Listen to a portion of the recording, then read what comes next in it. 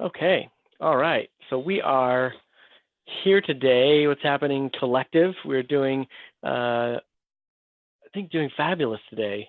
We were both Donna and I were having an opportunity to mess with technology for a few minutes. So we are excited to be with you today for this Conscious Business Spotlight on Donna Helete's work, and she's going to tell us exactly what it is that she's working on. So we're gonna dive in first, and I'd love to hear a little bit, Donna, about what inspired you or what drew you to go into practice for yourself. What was what brought that about? Yeah, well, thank you for the opportunity to be here. It's good to be here with you and everybody who's listening. Well, my work right now involves grief, and it's kind of at the root of what I do, but that has roots way back when. For years, I did, for probably about 12 years, I did communal grief rituals with a woman named Sabon Fusome, who is from Burkina Faso in West Africa. And she brought her traditions of communal grief rituals here. And really, that came about not because I had a death in my family, which is where most people tie grief into, but it was more like, dark night of the soul, who am I kind of grief.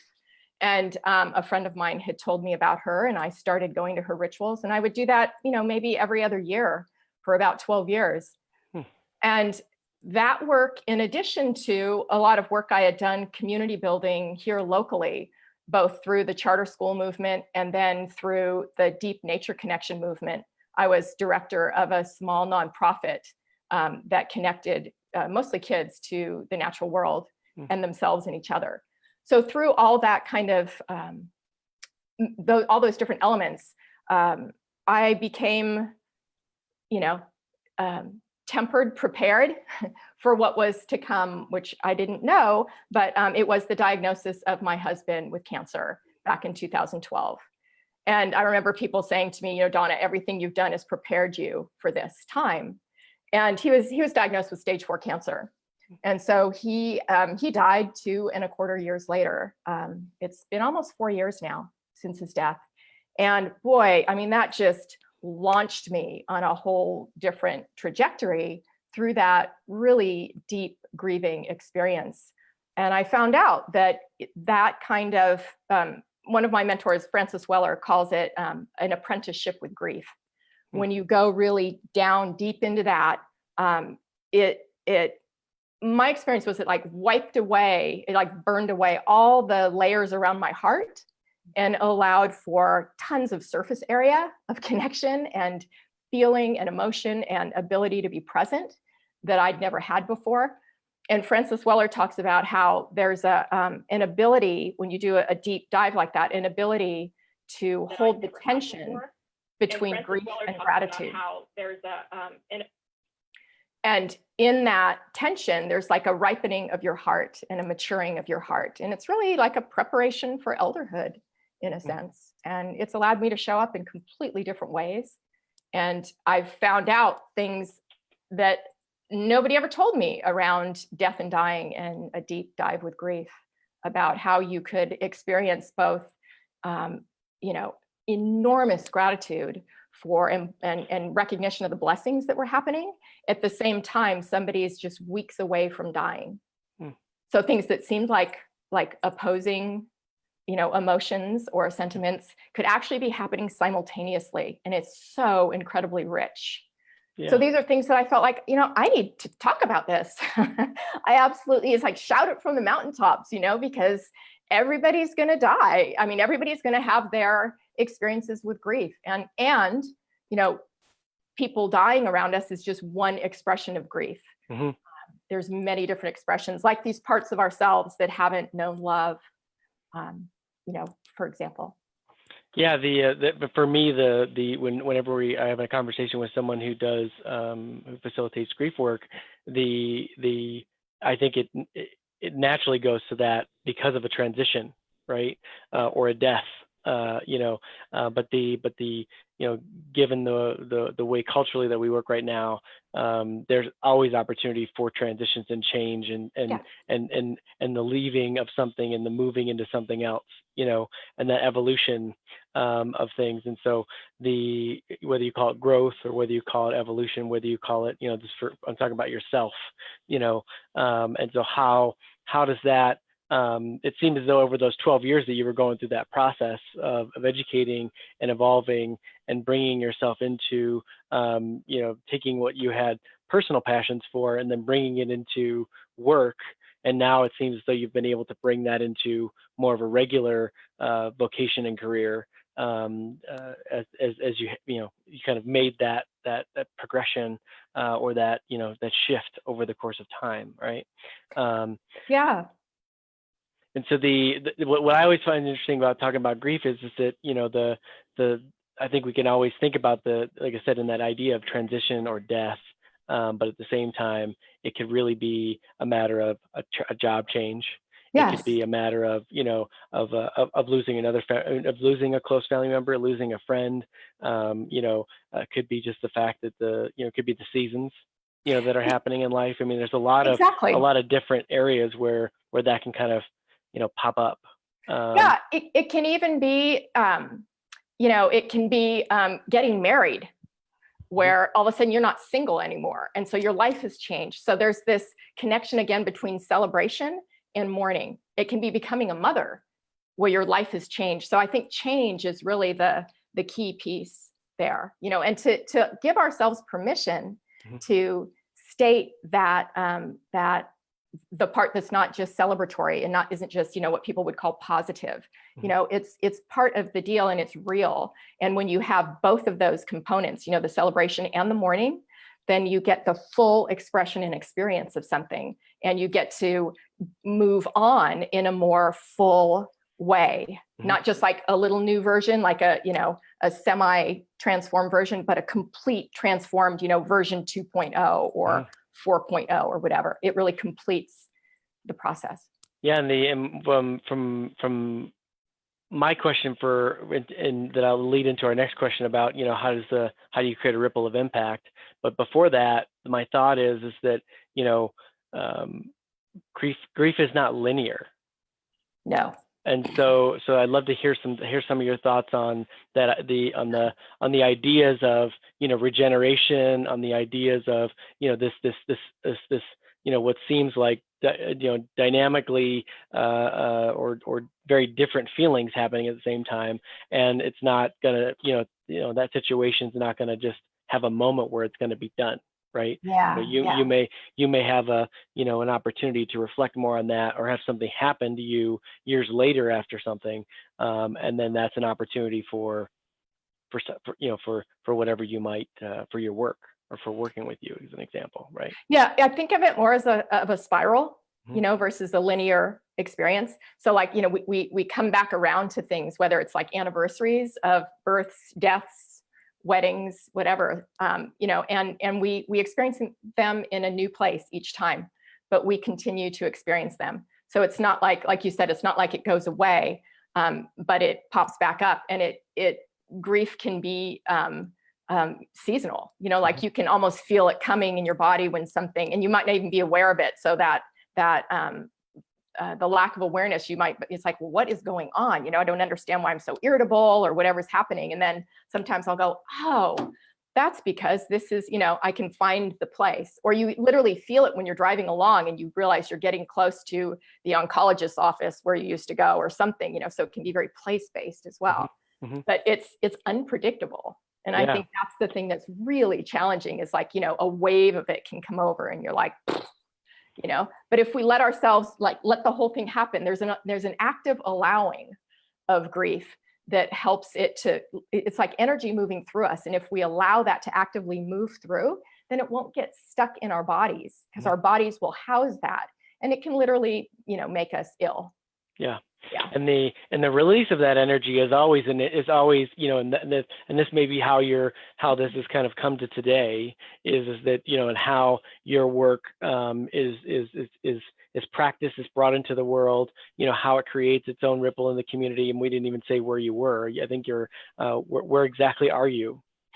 In the world, I'm in San Luis Obispo, California. Okay, so you're on the, so you're in California, Yeah. but the so for me when we get these opportunities to have that allowing that to happen, right? We create that awareness for ourselves, and we can start to see that there may be a cyclical process to something happening. Yeah.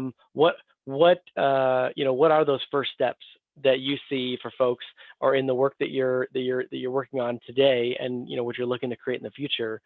How do you see that energy kind of beginning to rise and be released? Yeah, I actually do a lot of work with water. Grief is like, water is the element of grief. And I think of these cycles of grief as like the water cycles, where you'll have, the downpour, and then you'll have the precipitation where it like sinks in, and then it'll start to evaporate and then condense, and then it comes back again, So I think of it in those terms. And what I would say is, I think awareness of what's happening is really important, so that things don't come out what I call sideways. If we have unprocessed grief, like I said, irritability for me is one of the key things to note. It has my mentor, Saban Fusome, would say that grief has many different languages and, like different vocabulary. And so it might speak to us in terms of anger, or, or disappointment, or impatience, irritability, those kinds of things. So when we recognize it as such, then we can go underneath these feelings and just go, oh, what's happening, and pause, and remember that it's a natural cycle. We are socially conditioned to think if we're crying or feeling sad, it's not okay, something's wrong. It's very difficult to just go, oh, that's not true, but it's not true. You look at different cultures and you see people who are, literally wailing in the streets when somebody dies, and boy, people are judged for that. Like there is a certain amount of time that you have this grief window, and then you should be done. This is just all a bunch of, it's just not true. And so surrounding ourselves with people who can hold space for that process, there's really nothing, there's nothing to fix. It's about being present with it and allowing it to move. And ways that I've found to allow it to move are things like, movement and breath work can help move it through.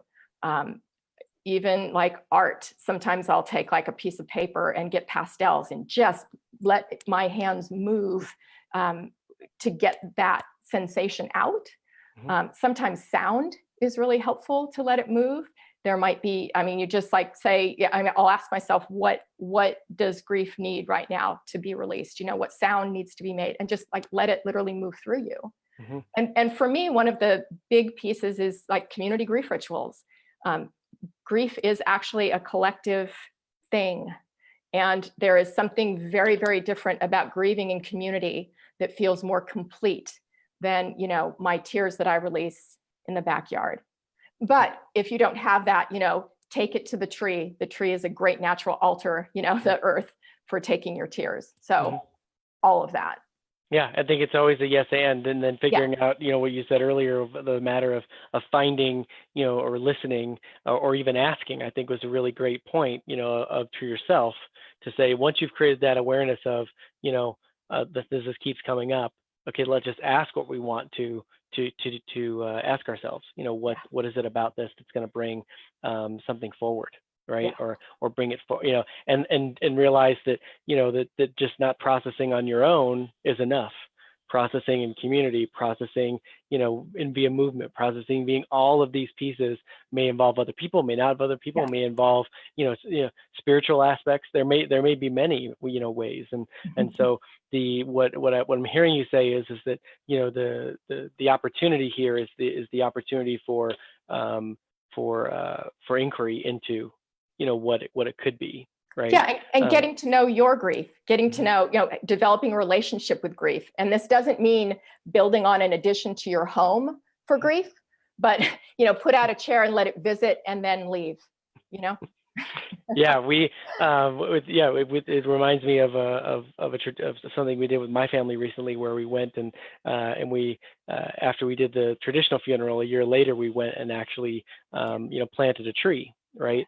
And so just that activity of planting a tree in a spot that was very sentimental to our family allows us the opportunity to then, one, return to that spot if we don't necessarily want to go to the, to an actual, cemetery, go somewhere else. And, and then, but yeah, it's in some of them, sometimes that grieving happens through traditions with family, and just the opportunity to actually show up and be around the community, whether you call it a family of choice or a family of blood, it's all that stuff, right? That's really great. That's awesome. And ceremony is important. You bring in a really key piece there with the ceremony, and you can create new traditions. That's one of the things I love, really paying attention. My mentor Sabanfu used to say, people in the West are always looking for like a cookbook of ceremonies and rituals. She said, like turn to page 192, paragraph 3, and here it is. She said, you are page 192, paragraph 3. So we actually have that within ourselves, and it's giving ourselves permission to know what to do. Yeah. And I love that. And being a very analytical Westerner, the opportunity for us to have something for reference. Yes. Wherever we go and find that reference, whether it be in a book or it be through our own experience. I think many people may not have that, traditional spiritual or religious experience as much anymore. But so then finding these other things, I think is a really interesting piece for your work, which I'd love to hear more about as you continue to innovate and evolve and move forward in your work. What does that look like? Well, it's been interesting, what it's been morphing into, I've, as I've moved through my process, and I had actually, after David died, like 5 more people in my life died in the last 2.5 years. So I've gotten a lot of practice with this, but it's really shifting into grief as a pathway for healing. And it's looking like, with everything that's happening in terms of our planet and the collapse that we're experiencing around us and climate change and all of this. There's an ecological component to my work now, and there's a very deep grief, and it's actually one of the gates of grief that Francis Weller talks about is the sorrows of the world. So that is a very deep component for me, and that has expressed itself in I went to a workshop recently in Costa Rica where I was connected to Joe Brewer, who facilitated that. And, we really, he speaks about how we need people who have enough experience with grief that they can stay in the conversation and stay in action, because you can get paralyzed by this stuff. So we have to keep moving it enough so that we can keep showing up to be our biggest and brightest selves, because, this is all hands on deck right now, all hands on deck.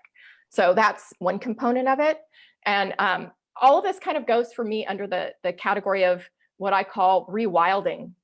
I became familiar with this concept of rewilding.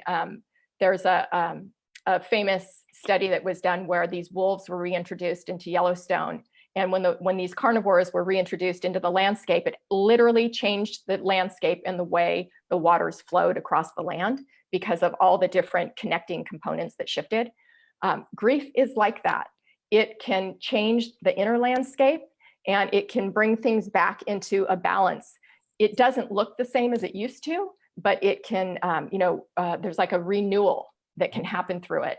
So I think of this, again, like at the roots of this ecological rewilding. And then I also think about relational rewilding, which is this connection between people.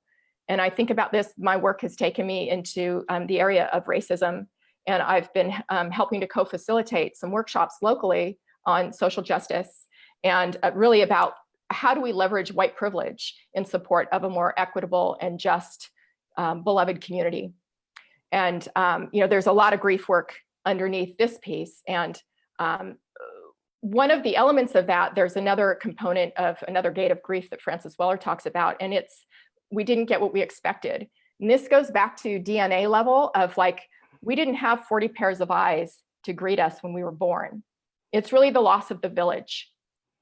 And so some of this relational rewilding has to do with the fact that like, we don't have a village. And so how do we learn to relate to one another again? Because so much of our lives are transactional.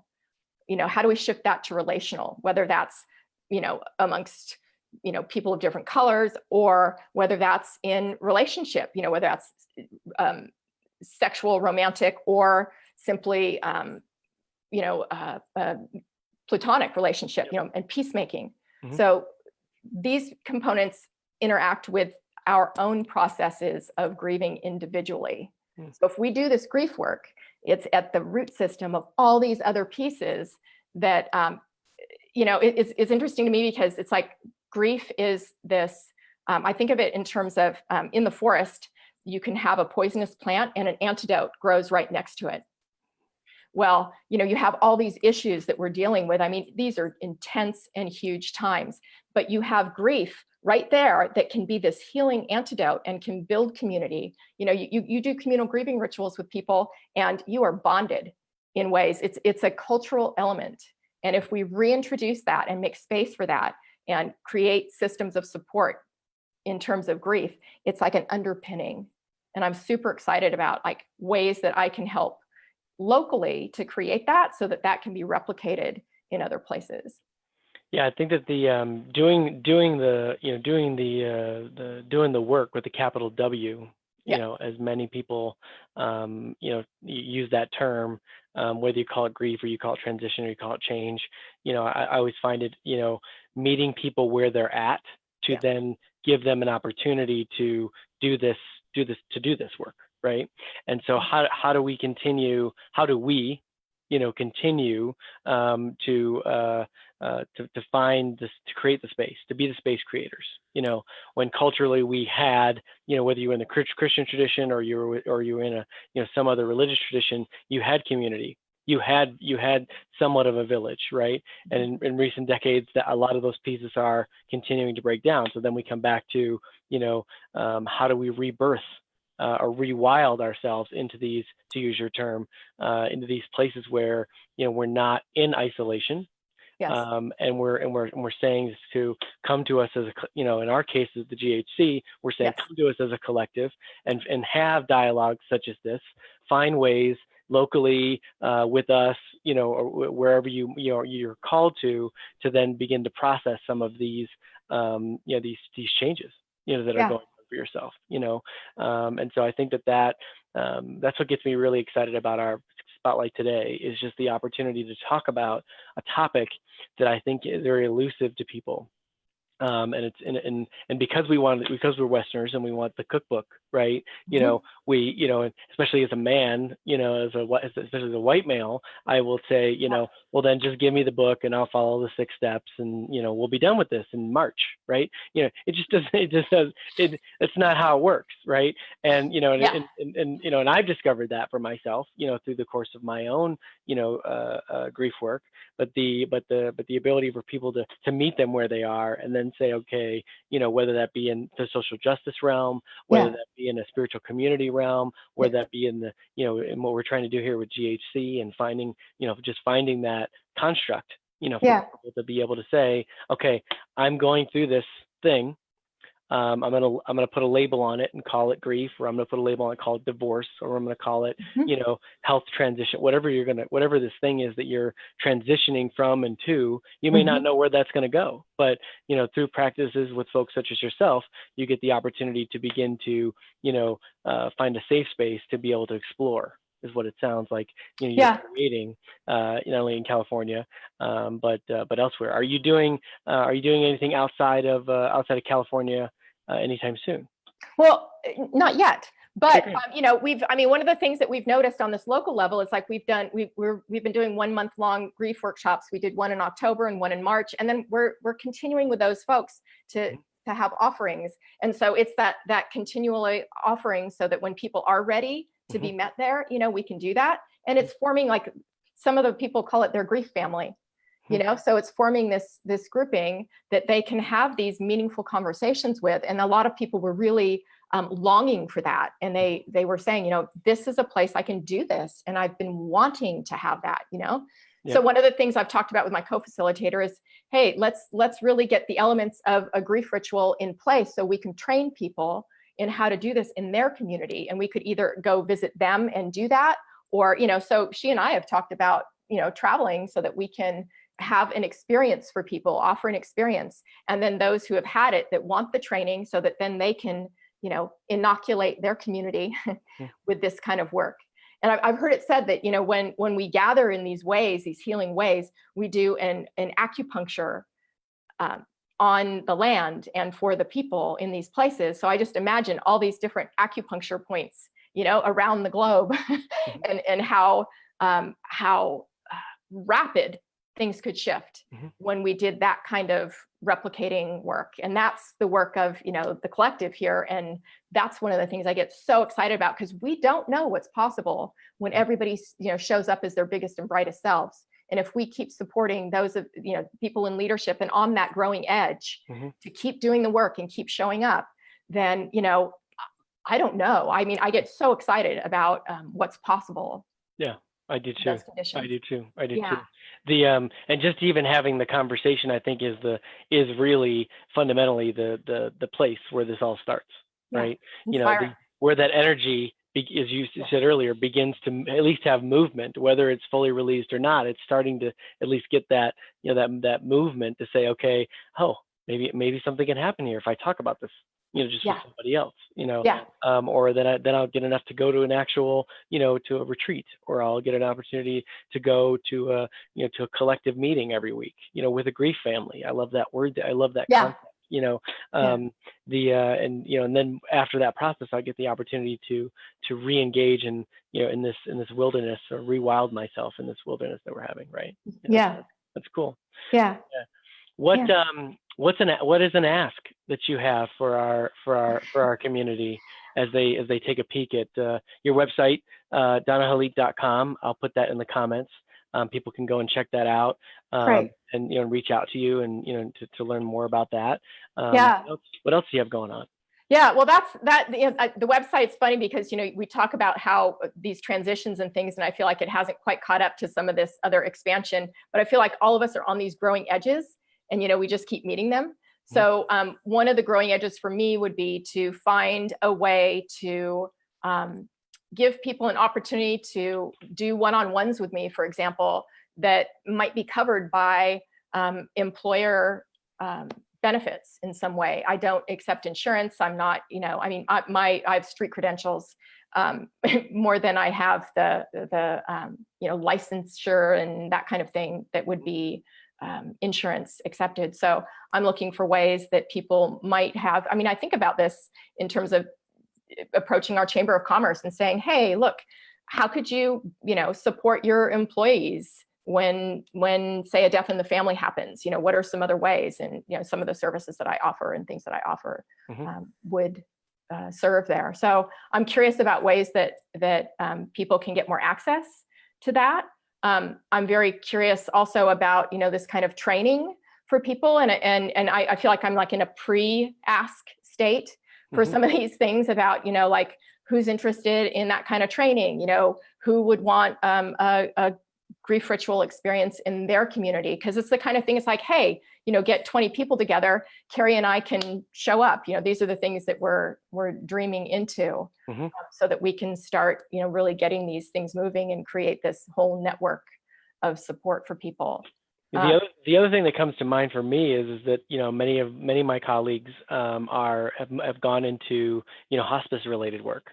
They've been called to hospice related work, and that's really, I think, that's for a specific point in time for that family or people or group of community or whatever that is. But then what happens after? Yeah. Well, where is that piece to say, okay, just because we had a traditional ritual as a funeral or whatever that ritual might look like, not only is it logistically needed to potentially happen, but then also there's the ritual aspect of it that can happen. And so I think when I think of your work, I think of the opportunities that lie after that happens. Yeah, the next chapter piece, and how do you dream into your next chapter? That's a big part of what has been my experience and what I do with different tools. I use this one tool called a creative scene to help people, imagine what they want to live into.